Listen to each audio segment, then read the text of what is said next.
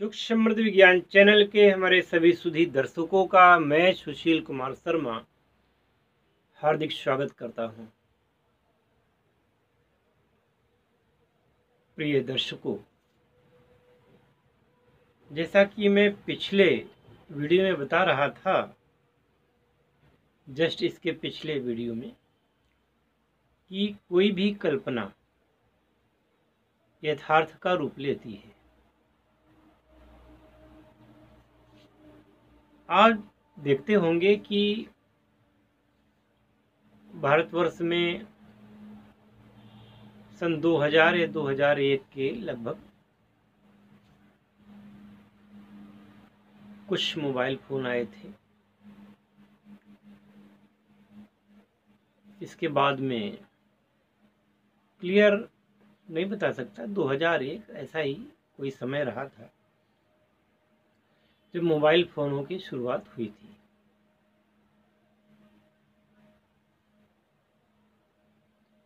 लेकिन फिर mobile phone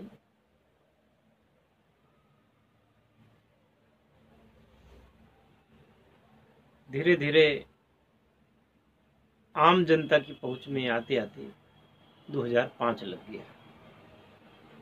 पहले किसी के हाथ में अगर मोबाइल देख लिया जाता था, माना जाता था कि ये बहुत बड़ा आदमी है, और हर आदमी की हैसियत नहीं थी। और उस समय इनकमिंग यानी कि किसी का फ़ोन आया है तो इनकमिंग सुनने का भी पैसा आपसे लगता था। इसलिए आदमी केवल फ़ोन करता ही नहीं था, बल्कि फ़ोन अगर सुन भी रहा है तो भी वह जल्दी फ़ोन काटने के चक्कर में पड़ता था। ऐसा भी ज़माना था। फिर इनकमिंग आपकी फ्री हो गई और आउटगोइंग के पैसे लगते थे। फिर धीरे धीरे आउटगोइंग सस्ती हुई। फिर इसके बाद में धीरे धीरे और भी सस्ती हो गई।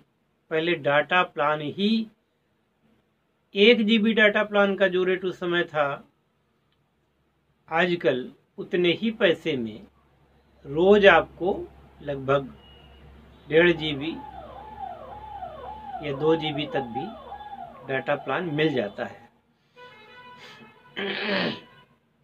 तो कहने का तात्पर्य ये, समय बदलता है और साथ साथ फ़ोन भी बदले। पहले फ़ोन केवल बात करने के लिए था, फिर फ़ोटो आई, फिर SMS आए। धीरे धीरे आज वह स्मार्टफोन बन चुका है, जो कि आपसे भी ज़्यादा स्मार्ट है। जो भी आप चाहते हैं मोबाइल फ़ोन में आपको मिल जाता है। तो यह स्थिति कैसे हुई? यह स्थिति इसलिए हुई कि दिन प्रतिदिन हमारे वैज्ञानिकों ने इस पर रिसर्च की और लगे रहे। इतनी जल्दी अगर स्मार्टफोन इतना स्मार्ट हो गया है, तो आगे आने वाले 10 सालों में स्मार्टफोन का स्वरूप क्या होगा, कल्पना की जा सकती है। तो उसी बात को सिद्ध करने के लिए मैंने ये उदाहरण दिया आपको कि जितना आप अपडेट रहेंगे जानकारी से, जितना आप किसी चीज़ की कल्पना करेंगे, मतलब ये कि जैसे आपने कार की कल्पना की कि मुझे कार खरीदनी है, कार चाहिए।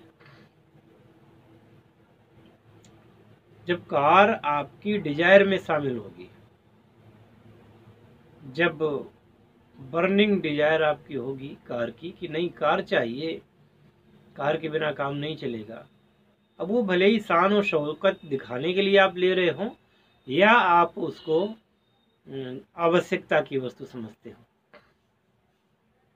जब कार दिन रात आपके मस्तिष्क में चलेगी कि कार मुझे चाहिए ही, तब कहीं जाकर के आप एक दिन कार खरीद लेंगे। ये तो खरीदने की बात हुई। अब जिसने इन्वेंशन किया होगा, जिसने उसका आविष्कार किया होगा, उसने कितना दिमाग लगाया होगा। आप तो केवल पैसे दे करके उस प्रौद्योगिकी को खरीद लेते हैं, उसे अपना सकते हैं, परंतु चीज उत्पन्न कहाँ से होती है? क्योंकि आज के पहले वो चीजें नहीं थी। अब धीरे धीरे वो चीजें आ रही हैं और लेटेस्ट वर्जन में आ रही हैं, एक से एक नए उनमें फीचर्स हैं हर चीज में। इसके पीछे मेहनत, इसके पीछे हमारे वैज्ञानिकों की वह दुर्लभ सोच, जो नए नए सुख के तरीके बनाते हैं, आविष्कार करते हैं उनका। अब ये तो हो गई स्थूल तत्वों की बात। अब आते हैं हम अपने अध्यात्म पर। और अध्यात्म का इसलिए कि बिना अध्यात्म के हम इन चीजों को समझ नहीं सकते। एक जो व्यक्ति है, कहते हैं मुंडे मुंडे मतिर्भिन्ना, यानी कि हर मुंड यानी कि सिर में अलग अलग दिमाग पाया जाता है। तो जिस टाइप के आदमी के साथ आपका बैठना होगा, उठना होगा, वैसा मानस आपका होगा। क्योंकि यह मानस अपने आप प्रथम दृष्टया उतना नहीं चलता है, यह देख करके फिर सोचता है, फिर ही सोचता है कि जो मैंने देखा ये तो मैं भी कर सकता हूं। उस अध्यवसाय में वह लग जाता है, करता भी है, आगे भी बढ़ता है। पहले साइकिल आई, फिर धीरे धीरे मोटरसाइकिल आ गई। अब वो मोटरसाइकिल रखना इतना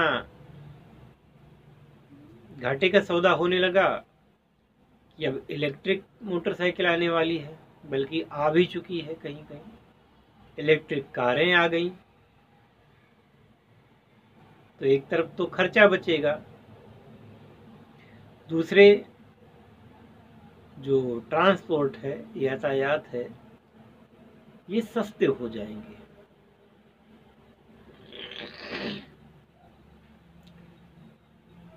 तो चूंकि मैंने वादा किया था कि इसके बारे में आगे बात करेंगे, इसलिए मैं बात कर रहा हूं।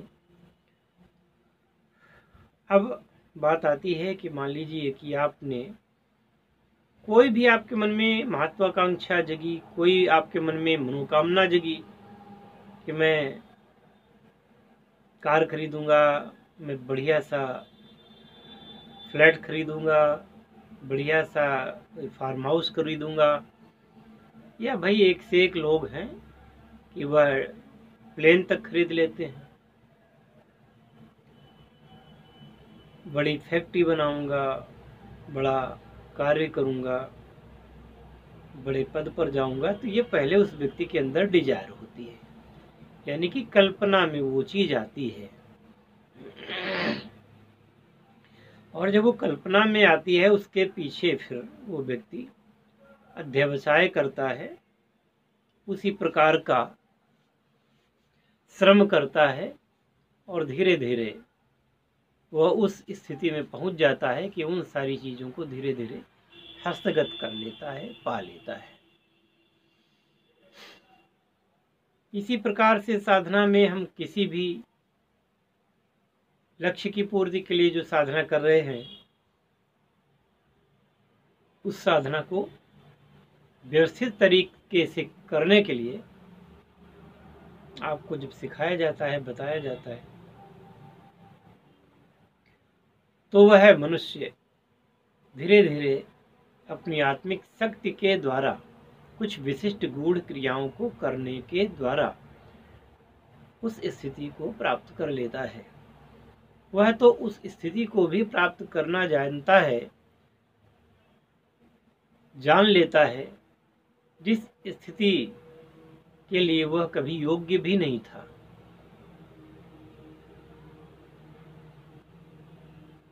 जिस स्थिति के लिए वो कभी योग्य भी नहीं था, उन स्थितियों को वो बड़े ही सरल मार्ग से पा लेता है। इसलिए कहते हैं कि गुरु का होना आवश्यक है, क्योंकि गुरु आपको वो प्रक्रिया बताता है, वो मार्ग बताता है जिस पर चल करके आप दक्षता प्राप्त करते हैं और अपने स्वप्नों को साकार भी कर लेते हैं। इन आत्मिक शक्तियों को प्राप्त करने हेतु आप हमारे कुछ कोर्सेज हैं, उनको कर लीजिए और फिर धीरे धीरे आपको ये पता चल जाएगा कि इन कोर्सों के द्वारा जो शक्ति आपको प्राप्त होती है, वह शक्ति आपको आपके जीवनोपयोगी साधनों को इकट्ठा करने में, जीवनोपयोगी लक्ष्यों को प्राप्त करने में महती भूमिका निभाएगा। आप कोई कोर्स करते हैं, आप कोई डिग्री लेते हैं, उन डिग्रियों के माध्यम से आपको नौकरी मिले न मिले, आप पैसा लगा करके कोई बिजनेस करते हैं, वो बिजनेस आपका सक्सेस हो या ना हो, लेकिन ये कोर्स जिनमें कोई डिग्री आपको नहीं मिलती, कोई सर्टिफिकेट नहीं दिया जाता, ये भी इतने ही महत्वपूर्ण हैं। लेकिन इनमें एक क्या बात है कि अगर इनको किया गया तो ये आपको फल अवश्य प्रदान करते हैं। आपको फल निश्चित रूप से प्राप्त होते हैं। तो इस वीडियो में बस इतना ही। मिलते हैं फिर अगले वीडियो में और बात करते हैं किसी और विषय पर, या आप अगर मांग करेंगे कि इसी विषय पर, तो वो भी बात की जाएगी। जय शिव शंकर, जय भोलेनाथ, हर हर महादेव।